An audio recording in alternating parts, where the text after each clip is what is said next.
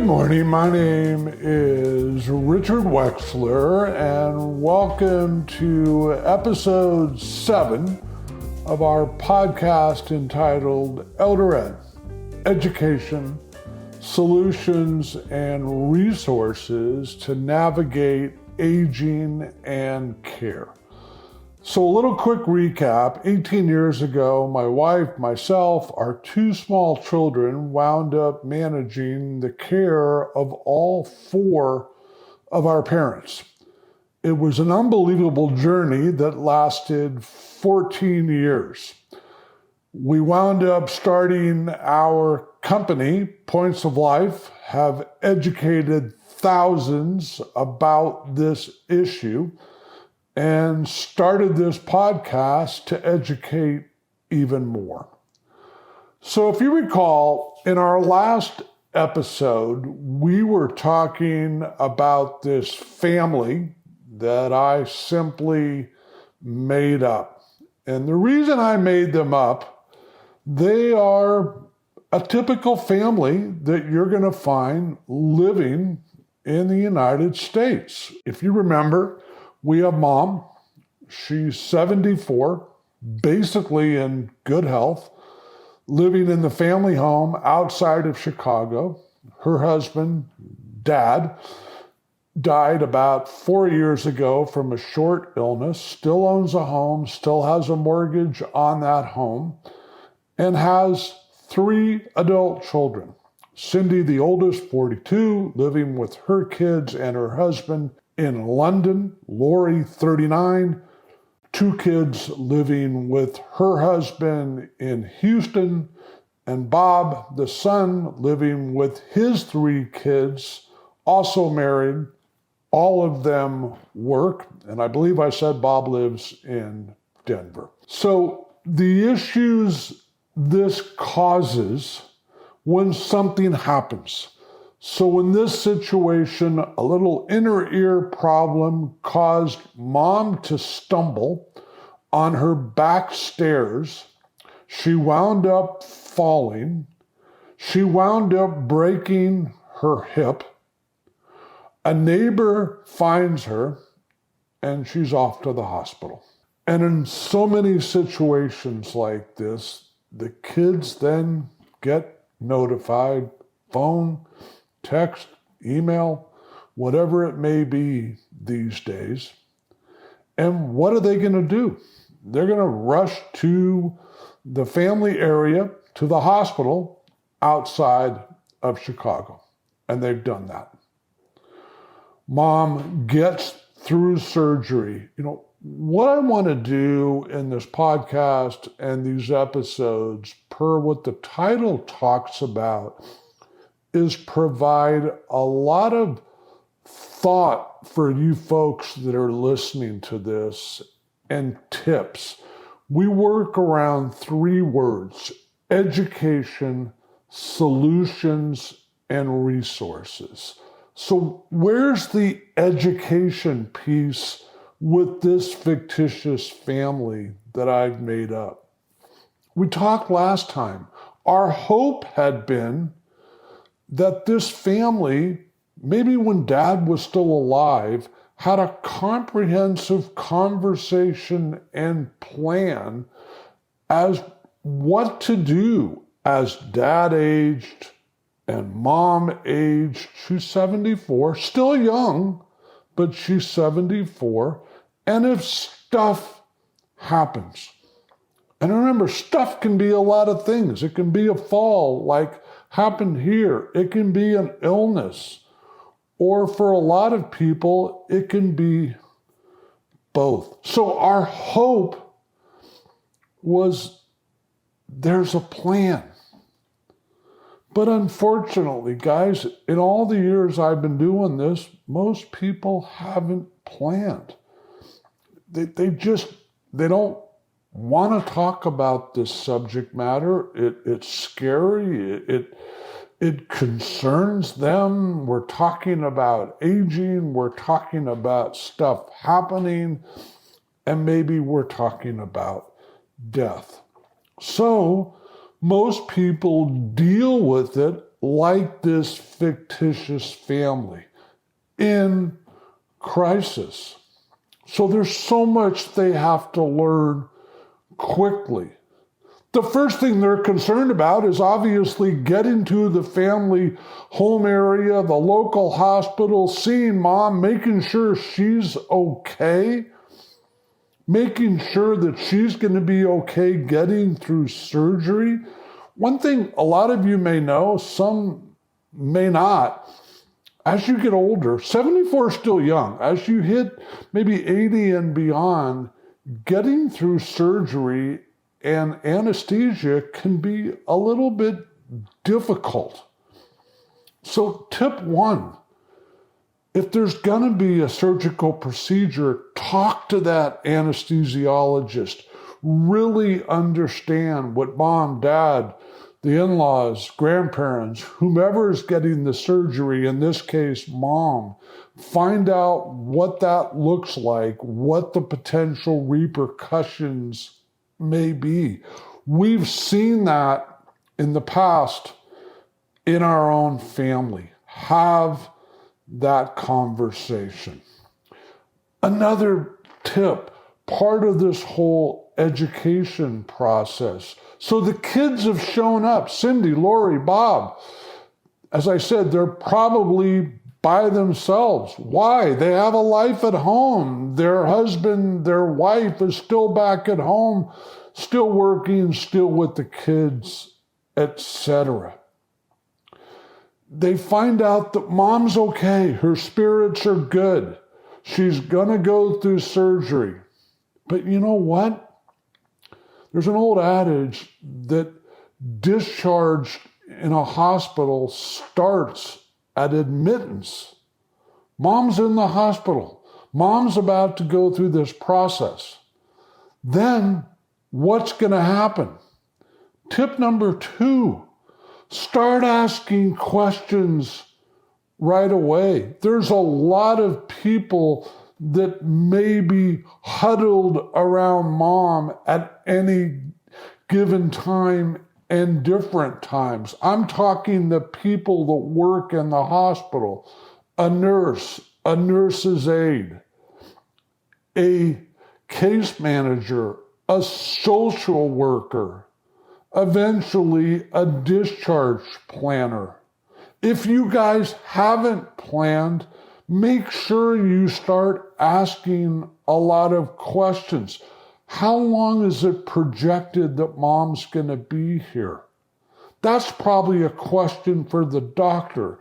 And there may be assumptions. He or she may answer the question based on if things go well from the surgery, recovery, etc.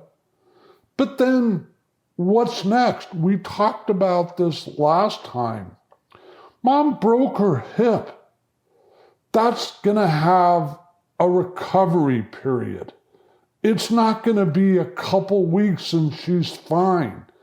It may not be a couple months and she's fine. It could be many months. You know, you hear people talk about that someone passed away from a broken hip. Why?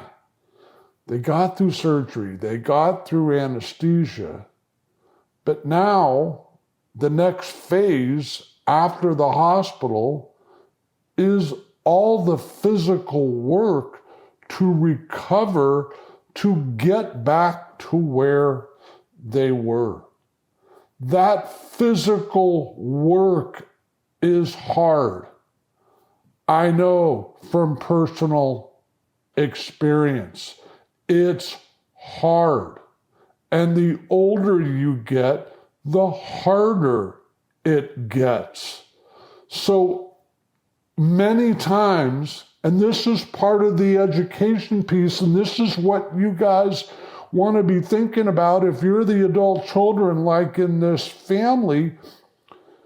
Mom, if you recall from the last episode, has said she's really going to work hard to rehab that hip and get back to where she was. That's awesome.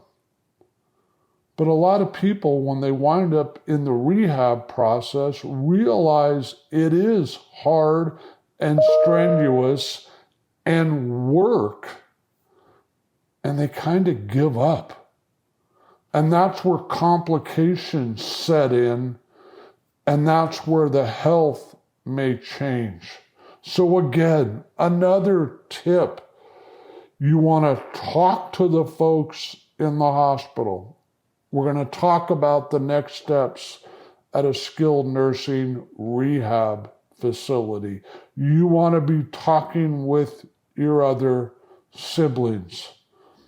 That lead dog in the family that we've talked about, the one that may be closest to mom, wants to keep reassuring mom, dad, whomever it may be, that they're doing a fantastic job as they get and move through the rehab piece. I know I've jumped ahead a little bit, but that's really important in their recovery. So I'm really encouraging the adult children, you guys in this situation with moms, to start asking questions. Why? Well, here's the sad part in the 18 years I've been doing this. A lot of folks that work today in hospitals, I'm not saying everyone, but a lot of folks really don't understand the next steps for someone like 74-year-old mom in this situation when she leaves the hospital. Should they? Of course they should. That nurse's aide should, the nurse should, any social worker should, the case manager should, certainly the discharge planner. But reality is, folks, a lot of them don't. We're trying to change that. We want you to be part of this change. We need these folks to really, the folks that are working within the hospital, to really understand this, to really be providing that education not only to the patient, but also their adult children, family, etc. We're not talking about a difficult or lengthy conversation. We're talking about knowing the facts, having the data, and being able to explain to a family and the patient the next steps. And we've talked about that here. There's a couple options that we talked about on the last episode. Going home with home health. That's where an independent company is sending a therapist, in this case, probably a physical therapist, to work with mom. And as we talked about last time, oh, family hears that. That's great. There's someone there to take, no, there's not someone there to take care of mom. That therapist is going to come 3 times a week, maybe for an hour each time. But mom is going to then be by herself, and who's going to actually take care of her? She broke her hip. We've talked about she's probably still using a wheelchair. She probably hasn't graduated to a walker yet. So the other option that we talked about last time is mom goes off to skilled nursing, a rehab center. It's a building. It's a place. It's probably not too far from the hospital, not too far from where mom lives. But guess what? Another tip. You want to find out, most likely from the discharge planner, where the recommendation is going to be for mom to go. There are numerous skilled nursing and rehab centers in most towns and cities. Some are great, some are okay, some aren't great. And most states have a listing of those places and their current rating, to use a term. This is mom. This is 74-year-old mom in this situation. You want to know where she's going, what that place is like, what their reputation is. Do you have a say in which one she will go to? Yes. Another tip. That's why you want to have this conversation with the discharge planner. You want to be part of this decision. It isn't just leave it up to the experts and let her get moved to a new location. That day comes. She's being discharged from the hospital. As we've talked about in this particular family, we have one daughter from London, one daughter from Houston, one son from Denver, mom in Chicago. They have lives, they have kids, they have jobs, they have to get home. Are they still going to be there when mom's moved? I'm hoping at least one of them is. You really want to be there, if possible, to make sure that everything goes smoothly with that move. You want to see the room that mom is going to be living in. You want to have an honest conversation with the doctor to find out how long mom will be there.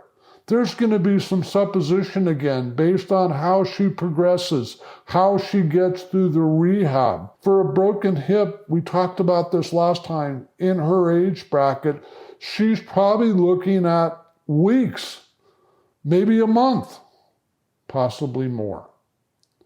A lot of it depending, again, how she progresses through this process.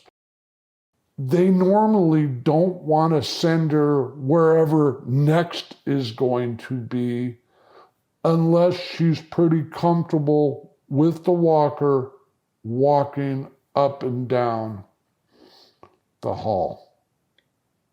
Your mom's eyes and ears in this new location. She may be a little overwhelmed by all of this. Possibly still a few effects from the anesthesia and getting through that from the surgery.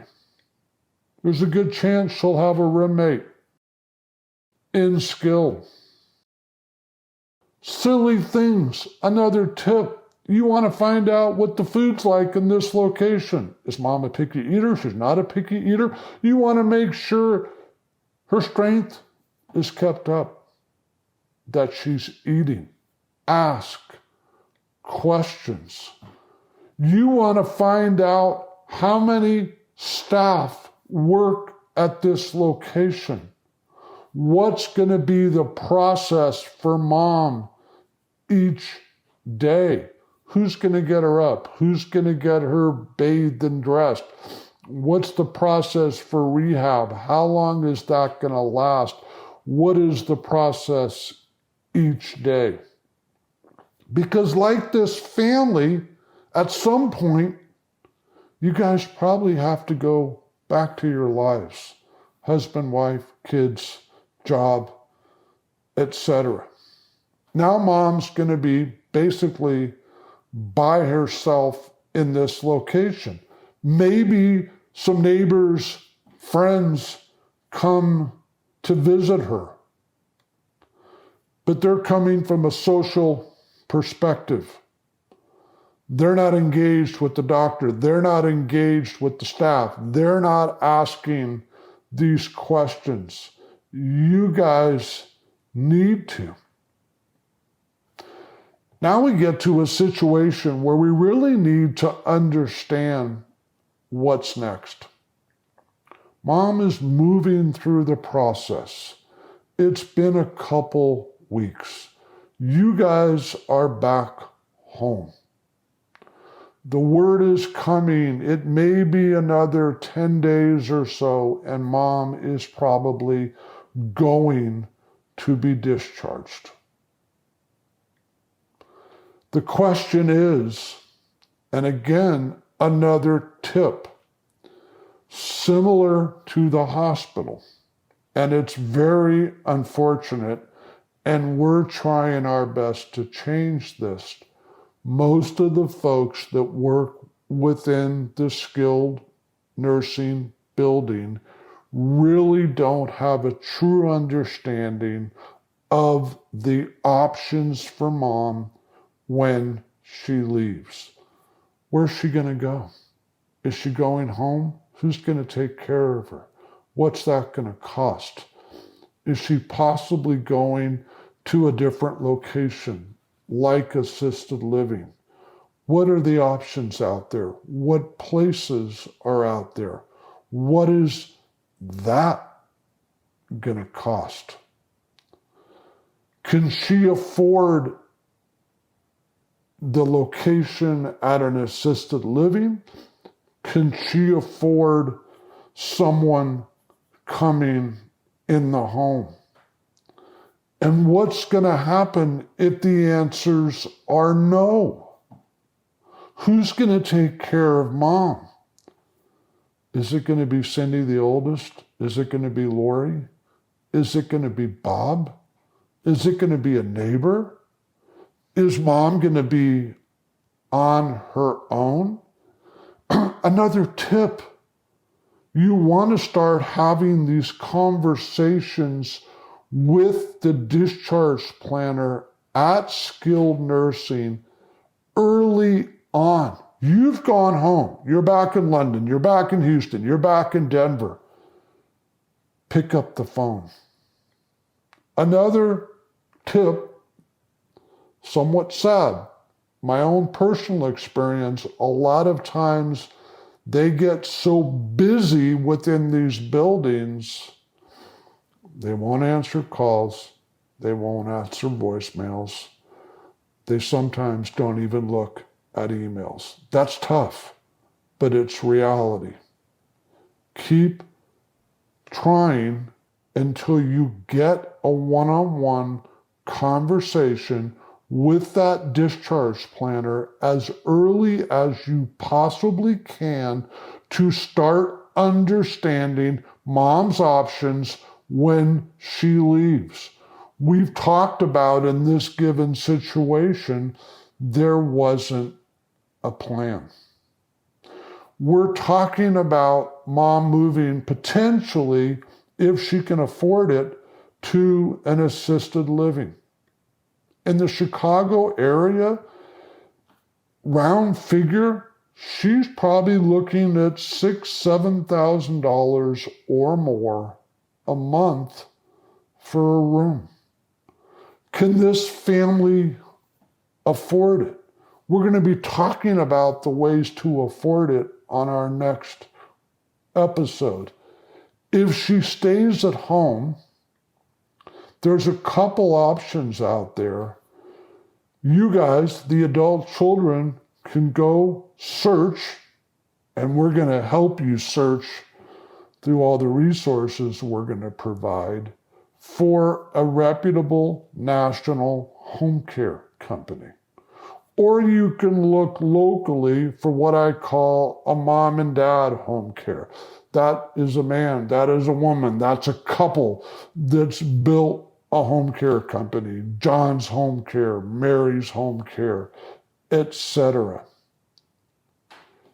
You're probably looking at a situation for at least a few months till Mom progresses to a certain point where she may need care around the clock. That means if someone comes in from a home care company, agency, someone's going to have to be there 24 hours a day. We've talked about cost. The national average currently, based on about $25 an hour, is $18,000 a month. Can this family afford it? Can mom afford that?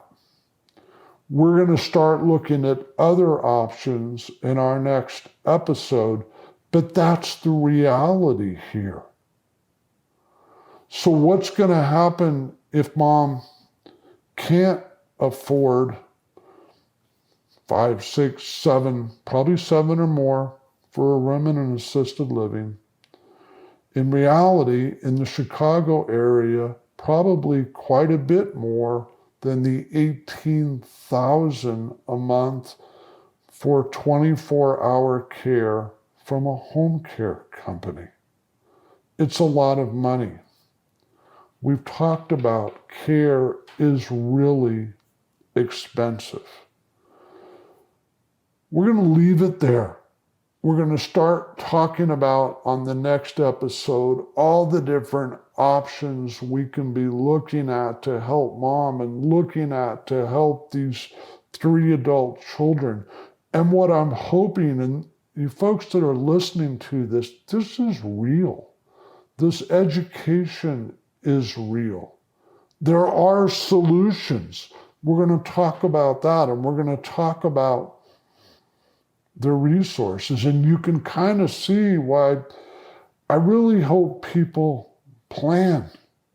We're going to talk down the line more about the whole financial planning and working with a planner and understanding that if stuff happens as people age, there's a huge cost, and getting ready for that cost. These numbers are extremely high. Are we going to have to look at a situation where Cindy or Lori or Bob is going to wind up taking care of mom? And how is that going to work? We'll talk more about that on our next episode. But think about what I'm talking about. My hope with this podcast, if you're listening, maybe this isn't applicable in your life, but it is for your sister, your brother, their in-laws, your friends, your neighbors, people you know from church, etc. You want to start passing this information on. Hopefully have them listen as well. This fictitious family is like a lot of families in the United States. As we've talked about, you have comments, you have questions, email us. I'm about to give you that email. Do you have a pen? eldered2023@gmail.com. ELDERD2023@gmail.com. Until we talk again, folks, have an awesome day.